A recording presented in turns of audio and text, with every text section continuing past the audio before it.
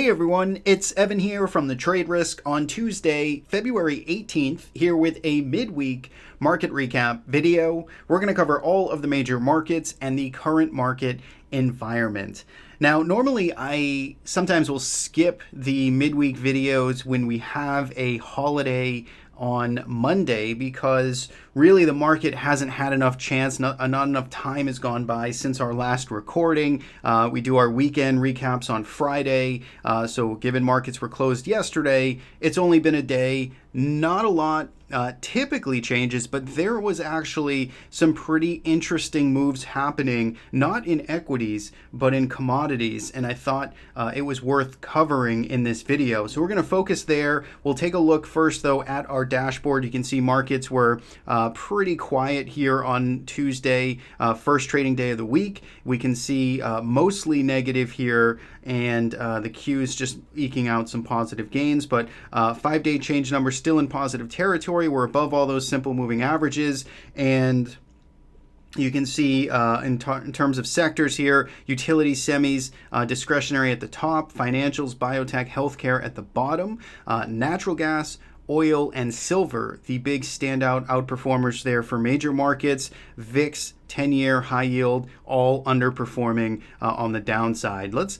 look into the charts now. Let's take a look here at the S&P 500, and really, I don't want to spend too much time here because nothing has changed from our Friday recap and analysis. Essentially, we still have a market that's trading effectively at all-time highs. Of course, we have the little gap down here, which is seen on this weekly perspective of the S&P 500. But all in all, we had our big reversal week on the first week of February here, which was a 3% move in the S&P. Last week, we followed through to the upside, closing at new all-time highs, up another 1.5%. So a little digestion here, a little bit of a pullback even makes total sense. I think the bigger picture, though, life looks good for the bulls until and if we start losing 33, call it 30, 33, 35. If we abruptly start losing the progress we made and unwind the progress we made last week, then then maybe we have some short-term cautionary signs on our side. But until and if that happens, I think life looks pretty good here for the bulls.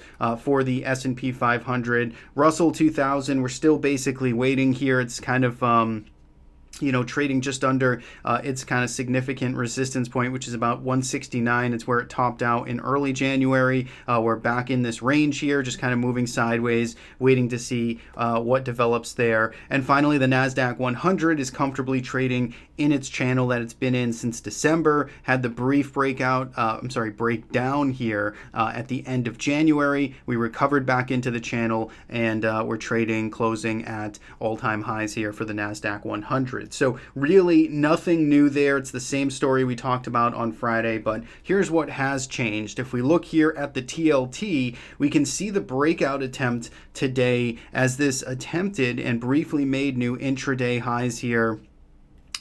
Based on, would be obviously year-to-date highs, but would be over the pivot here from 145.90, which was the highs from January 31st. We pulled back off of those levels, but I think this is interesting to watch here as this consolidated sideways for about 2 weeks. If we look at the weekly perspective here, you can see if I drop this off, you can see basically we had the nice run-up to start off the year here in bonds. We rallied into some prior overhead supply right in around this 146 level. We digested nicely for 2 weeks, and now you can see we're making that attempt to break out here. So this is a pretty significant area. If we can start clearing over 146, I think it's something worth paying attention to for that weekly close come Friday of this week. The other interesting markets here is gold.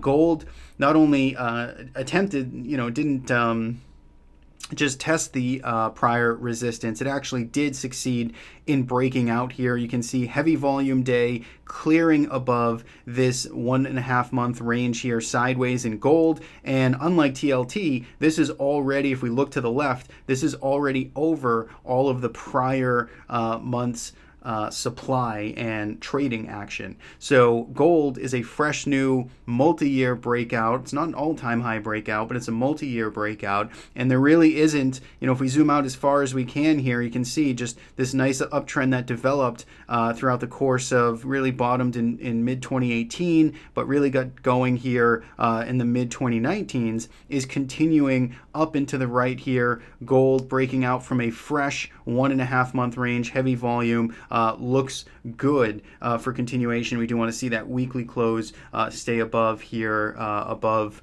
call it 149 on the week. Silver, also very interesting here. You can see heavy volume coming in, big kind of breakout move here, gap up, strong session continuing higher, and closing around or at $17. $17 is more or less the line in the sand that we've been talking about here in silver. You get a little more specific and say really about 17.17 if you want to see it clear this pivot, this little cluster of highs here back from the start of the year. But I'd have to say that this session here, this candle that we're looking at from today's session, heavy volume, gap up, strong close, this is something to take notice of, like the potential here for a continued upside, for a nice day one breakout. Again, we'll see if it can close the week strong, but silver, gold, and especially looking good. TLT, again, another one there to pay attention to. Last but not least is oil and natural gas. Oil, not a whole lot to say here. Is a slightly up day, really just kind of trying to hold up from this consolidation, trying to hold on to these significant lows here. We talked about this in our weekend recap, so not going to really go back in depth here, but basically holding on to support where it needs to. Natural gas is the more interesting one, so take a look at the heavy volume that came in today. It was a 5% up move, and if I clear off this, you can see that we did get the gap up, didn't have a very strong close right up at highs, but still a kind of a promising potential dead cat bounce, retracement, squeeze, whatever you want to call it. Natural gas has been in a world of pain for a long time now, and a little bit of reversion here does make some sense. There does seem to be some significance around this $15.10 area. It's where we kind of topped around and, well, we initially gapped down and then found some resistance, couldn't get back above this general zone here at the beginning of the year. It's back into it now. So natural gas does seem to be in some type of, breakout mode back to the upside, little reversion. So I do think it's interesting here. You got to be a lot more nimble and, again, respect the risk of natural gas because it is quite, it can really move pretty quickly in either direction, frankly. So be aware of sort of the overnight risks, especially if you're playing it via ETFs.